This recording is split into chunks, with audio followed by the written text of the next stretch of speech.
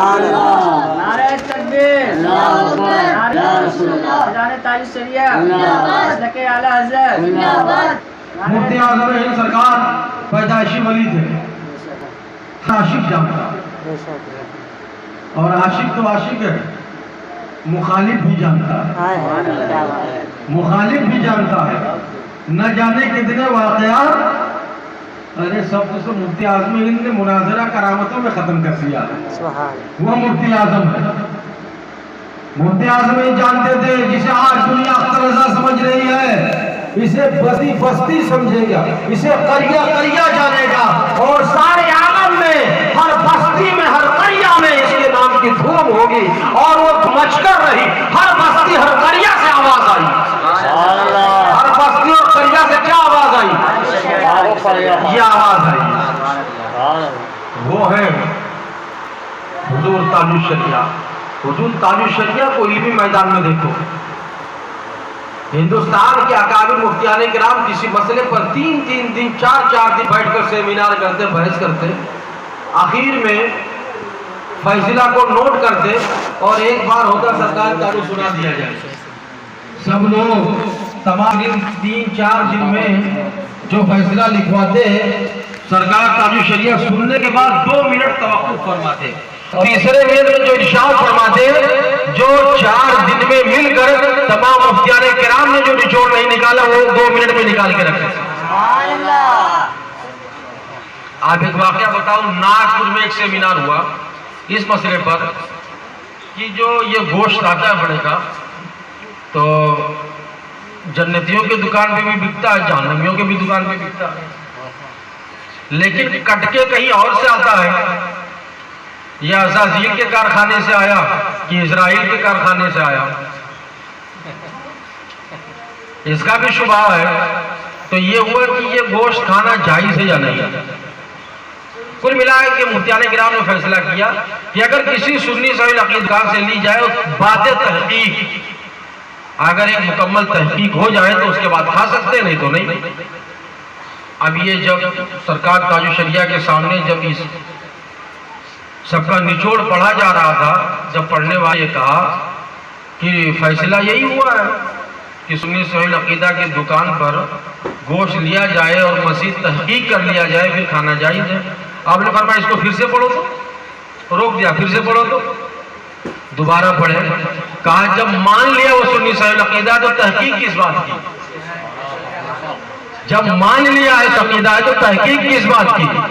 और अगर तहक़ीक़ करे तो उसे सुन्नी सही अक़ीदा तुमने माना कैसे?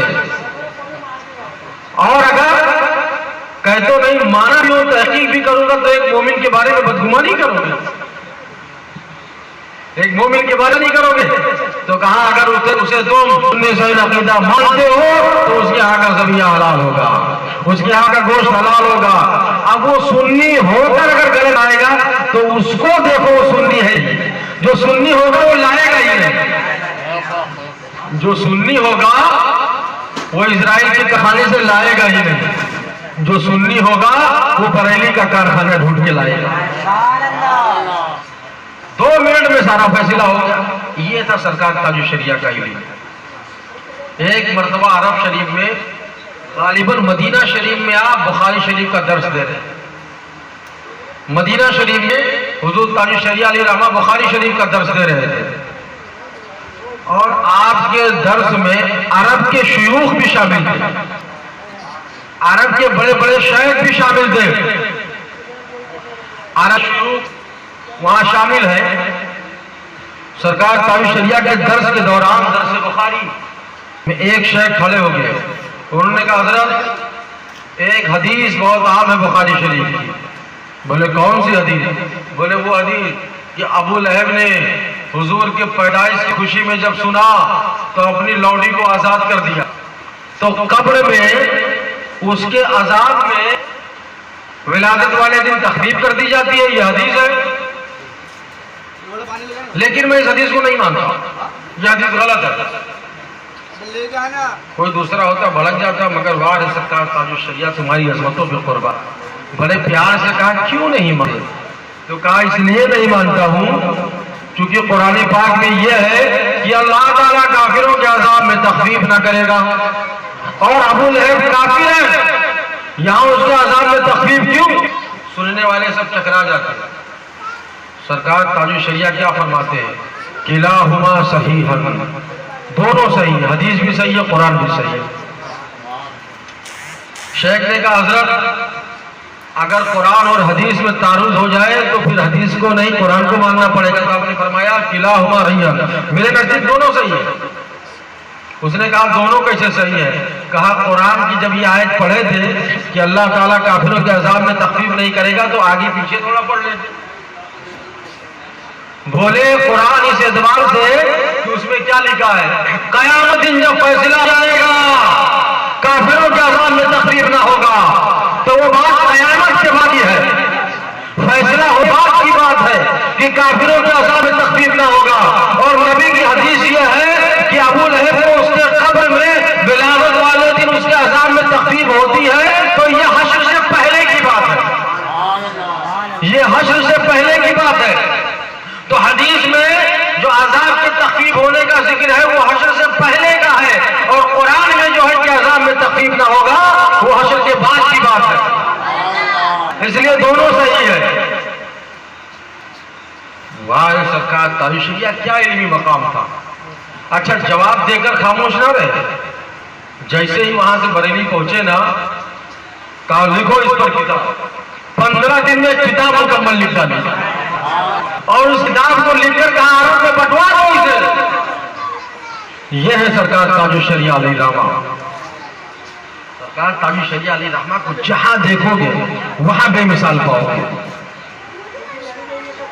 ملک شام کے ایک عالم کا بیان ہے، شامی عالم دین کا بیان ہے کہ ایک مرتبہ ملک شام میں بہت قحط پڑا، بارش نہ ہونے کے سبب فصلیں تباہ ہوئی، اور گرمی سے انسان تو انسان جانور بھی کرا رہے، کہیں سکون و اطمینان نہ تھا۔